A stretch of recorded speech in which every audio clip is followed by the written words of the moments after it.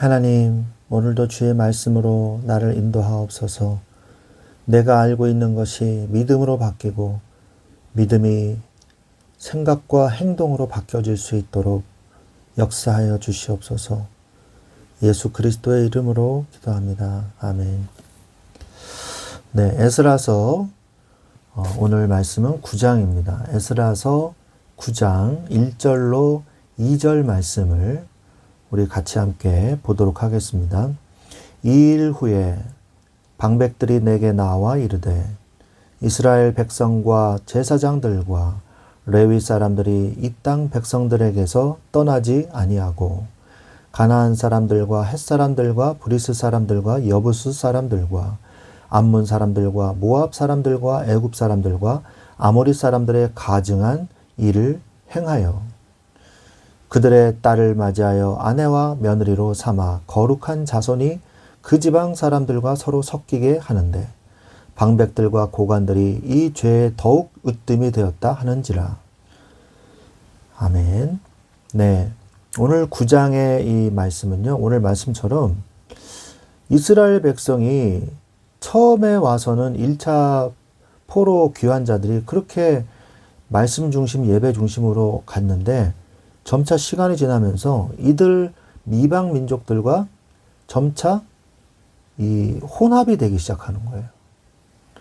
그러면서 율법도 약화되는 거죠. 이들이 그냥 결혼하고 그냥 끝내겠습니까? 자신들의 우상을 가지고 들어오거든요. 그러면서 점점 이들의 정체성이 흐려지는 거죠.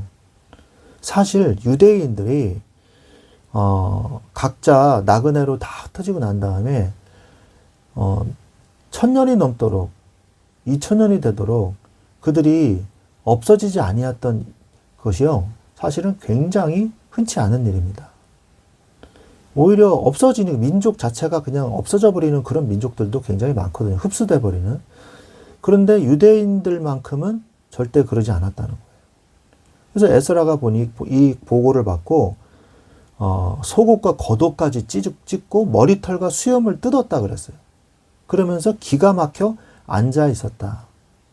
이것에 대해서 이제 에스라가 회개를 하고 개혁을 하는 그런 내용이 바로 9장의 내용입니다.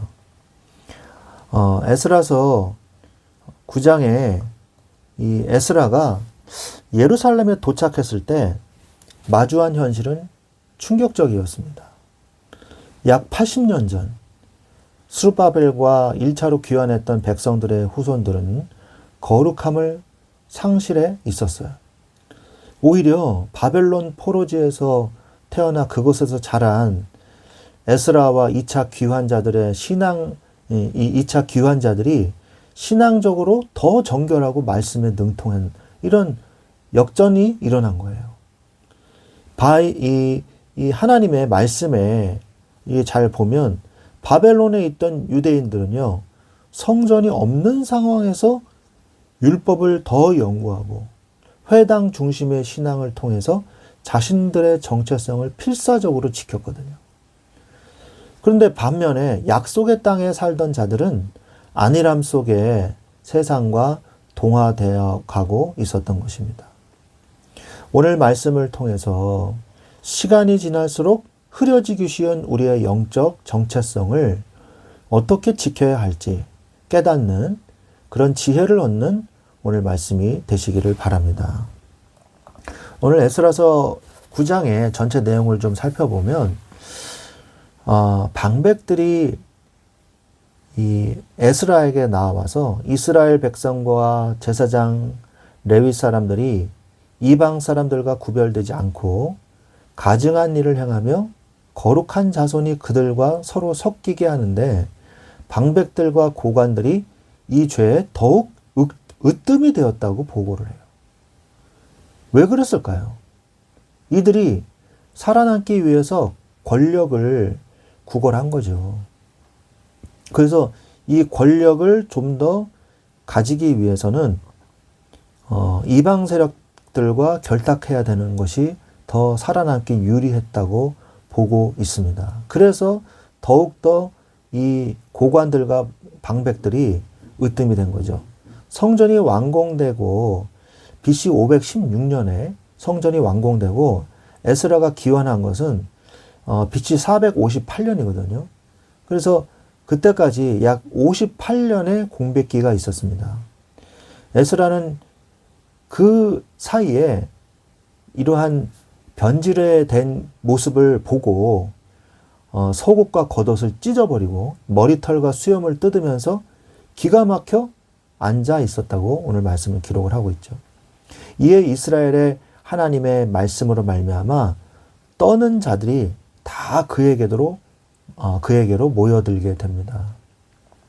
그리고 저녁 제사 드릴 때에 에스라가 무릎을 꿇고 하나님을 향해 손을 들고 기도를 합니다. 그는 조상들의 때로부터 지금까지 죄가 심했음을 고백을 하면서 하나님께서 잠시 미쁘게 보사 얼마를 남겨주신 두신 그 은혜를 언급을 합니다. 그런데도 다시 계명을 어긴 것에 대해서 부끄러워서 얼굴을 들지 못한다고 자복하며 기도를 하게 되는 것이죠. 우상 숭배로 멸망했는데 그래도 얼마의 백성을 남겨두신 그 은혜가 너무 감사한데 그 얼마 남은 그 백성들마저도 다시 우상 숭배와 또 말씀을 어기고 계명을 어기는 이런 참상에 대해서 부끄러워서 얼굴을 들지 못하겠다고 하나님 앞에 기도를 하는 것이죠. 그는 백성의 죄를 자신의 죄로 여기면서 하나님의 공의와 자비 앞에 은혜를 베풀어 달라고 다시 한번 엎드리는 그런 모습을 보이게 되므로 우리 에스라서 9장이 끝나게 됩니다. 오늘 말씀의 제목은요, 영적 나태함을 경계하라 라는 제목으로 우리가 말씀을 나누기를 원합니다. 우리가 말씀을 좀 더 깊이 연구해 보면 일단은 1차 포로 귀환자들은 어땠냐. 처음에는 그들의 신앙을 지키려고 애썼어요. 그리고 함께 성전을 세우자고 할 때도 초기 귀환자들은요. 사마리아인들의 혼합주의 신앙을 경계하면서 사마리아인들이 함께 성전을 세우자고 할 때도 완강히 거절하면서 우리들이 할 것이니 너희들은 상관하지 마라. 이런 태도였거든요. 그래서 영적 순수성을 지키려고 했단 말이죠. 그리고 그들과 섞이려고 하지 않았습니다. 그들은 이방의 더러운 것으로부터 철저히 구별된 삶을 살았어요. 그리고 거기까진 좋았는데 성전이 완공된 후 점차로 정체성이 잊혀지기 시작했습니다. 이방 민족들과 통혼을 하기 시작했어요.